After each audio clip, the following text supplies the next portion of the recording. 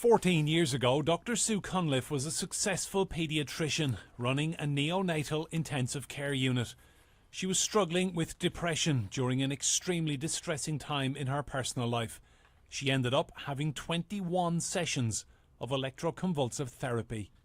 I had a perfectly good explanation for my depression. I'd got things going on in my life that were making me incredibly sad, and I needed sort of speaking therapy to help me through that traumatic time of my life. And instead I was given tablets and then more tablets. I was never going to get better, and so they just then resorted to electroconvulsive therapy when, you know, I became very desperate. Dr. Cunliffe claims the shock therapy has left her unable to work and has devastated her life. I was basically left with shaking hands, slurred speech, word finding problems. I couldn't talk in sentences. I would fall over.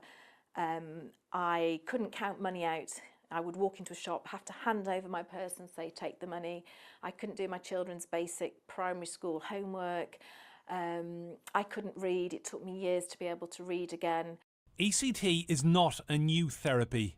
It was first used on a patient in Italy in 1938. Doctors place padded electrodes on a patient's temple while they're under anaesthesia and muscle relaxants. Then a series of electrical currents around 60 to 70 pulses and as high as 460 volts are sent for up to 8 seconds to trigger a seizure. The treatment is repeated twice a week, with patients having around 6 to 12 sessions in total. Between 2016 and 2018, just over 5,100 patients were given shocks to the brain, with more than a third of people being given the treatment without consent. This new development of giving it to people under 18 is extremely worrying. These brains are still developing. There's been no research whatsoever into its efficacy or safety for children. And the managers of the trusts where this is happening need to rein in these psychiatrists immediately and nip this in the bud.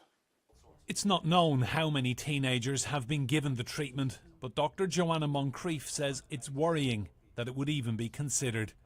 We just don't have enough research on what ECT does to the brain, and we certainly don't have enough research about what it does to the developing brain in younger people.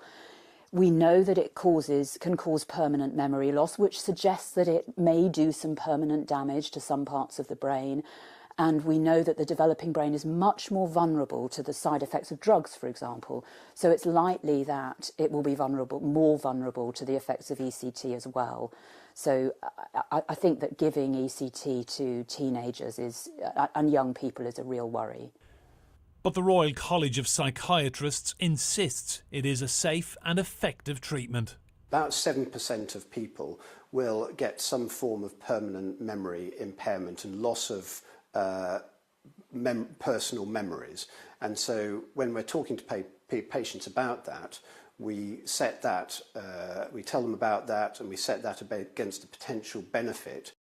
14 years on, Dr. Cunliffe is still living with the consequences of her treatment and says it's time to curtail the use of ECT so others don't have to suffer what she has.